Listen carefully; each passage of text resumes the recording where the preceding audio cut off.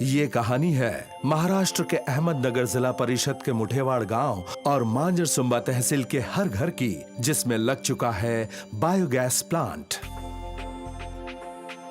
केंद्र सरकार के NBMMP यानी national biogas and manure management programme के तहत ये गांव अब हो चुके हैं सिलेंडर मुक्त। रसोई ईंधन के मामले में आज 100% परिवार आत्मनिर्भर हैं। हम उनको प्रदूषण मुक्त और बेहतर विकल्प दे पाए हैं। लाभार्थी किसानों को बायोगैस स्कीम के तहत केंद्र सरकार की तरफ से 9,000 रुपये मिलता है। इस साल से अहमदनगर जिला परिषद ने तय किया कि परिषद के सेस फंड से ग्रामीणों को 4,000 रुपये अतिरिक्त रूप से दिए जाएं। इस तरह अब उन्हें 13,000 रुपये मिलेंगे।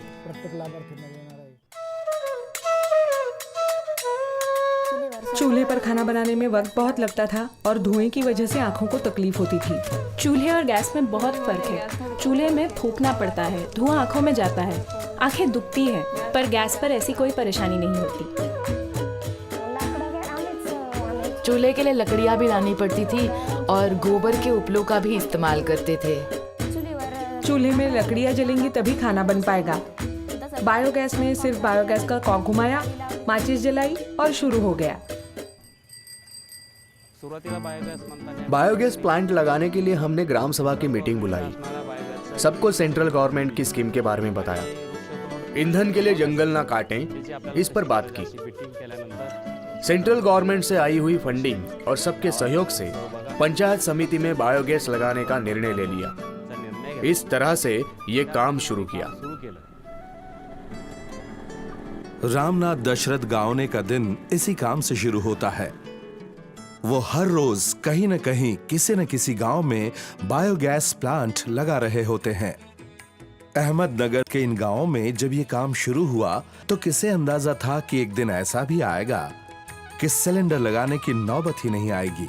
बिना सिलेंडर की रसोई का एक ही मतलब था, चूल्हे पर खाना बनाना, धुएं का आंखों में घुसना, ईंधन के इंतजाम के लिए वक्त और मेहनत लगना, ऊपर से पर्यावरण और सेहत के लिए भी ये नुकसानदायक था। मगर अब ऐसा नहीं है। अब यहाँ बायोगैस के साथ साथ खेतों के लिए खाद भी तैयार होती है।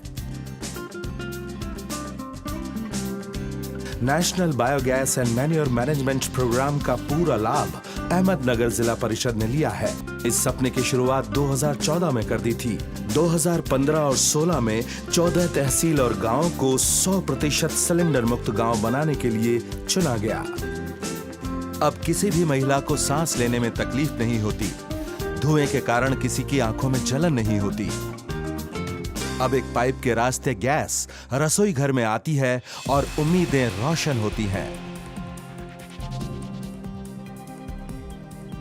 गोबर घर का है, घर की गायें हैं। गोबर से गैस भी बनता है और खेत की खाद के लिए भी इस्तेमाल करते हैं।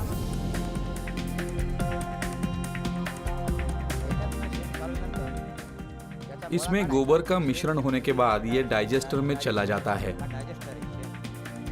गैस डाइजेस्टर मतलब इसमें गैस स्टोर होता है। इसमें धीरे धीरे गैस भरने के कारण प्रेशर से गोबर नीचे दबता चला जाता है। फिर ये गोबर मैट्रिक पाइप से ऑटोमेटिकली बाहर निकलता है। इसके बाद पाइपलाइन के जरिए गैस घर तक पहुंच जाता है। 24 घंटे गैस तैयार भी होती है और सप्लाई भी होती रहती है।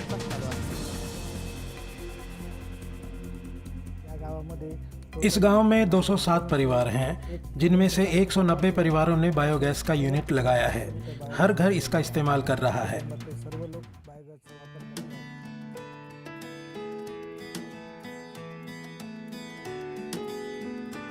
अगर सिलेंडर इस्तेमाल करो तो पैसा लगता था।